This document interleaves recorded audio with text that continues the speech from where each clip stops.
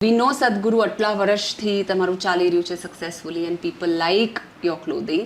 તમે લોકો 3 ભાઈઓ બિઝનેસમાં છો ઘણા વખતથી, તો તમને બિઝનેસમાં ડિફરન્સ ઓફ ઓપિનિયન આવે કે તમે ત્રણેય તમારી રિસ્પોન્સિબિલિટીઝ બાટી લીધી છે, તમે એકબીજામાં ઇન્ટરફિયર ન કરો કે no you argue at one point અને તમે બહાર આવો ત્યારે you are all decked up કે બસ અંદર બધું પતી ગયું, હવે બહાર we are owners. How do you deal with that? See difference of opinion તમે ફેમિલી લાઈફ હોય કે બિઝનેસ લાઈફ હોય, કોઈ પણ લાઈફ હોય, ફેમિલીમાં પણ ડિફરન્સ ઓફ ઓપિનિયન થતા હોય. એવી જ રીતે ટ્રુ કે ભાઈ કાંઈ પણ ડિસિઝન લેવાનું હોય બિઝનેસ રિલેટેડ, તો પરચેઝિંગ છે, માર્કેટિંગ છે, સેલિંગ છે, એમાં નાના મોટા ડિફરન્સ ઓફ ઓપિનિયન આવે.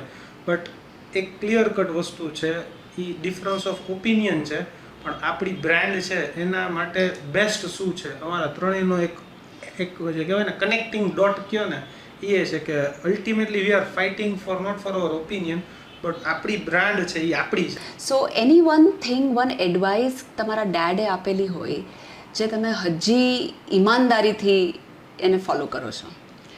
એમને ગમે કે ન ગમે, તમને ખબર છે કે એને સારું લાગે છે એ જ દેવા. કસ્ટમર તમારી પાસે લેવાયું છે, પણ તમારે એના માટે જે બેસ્ટ હોય તમારે એને સજેસ્ટ કરી અને તમારે એને બેસ્ટ દેવાનું છે, કે નહીં કે એ લેવાયો છે કે એને જે જોઈ છે એ આપી દેવાનું. એવી રીતે નહીં, એમને જે બેસ્ટ લાગે ને તમારે સજેસ્ટ કરીને એને બેસ્ટ આપવાનું છે. એનાથી રિપીટ તમને કસ્ટમર મળશે. Right. So loyal suggestion to your customers. Loyal suggestion. અને બીજી એક વસ્તુ કે એક જ વર્ડમાં કીધું છે, નીતિ ક્યારેય નહીં છોડવાની.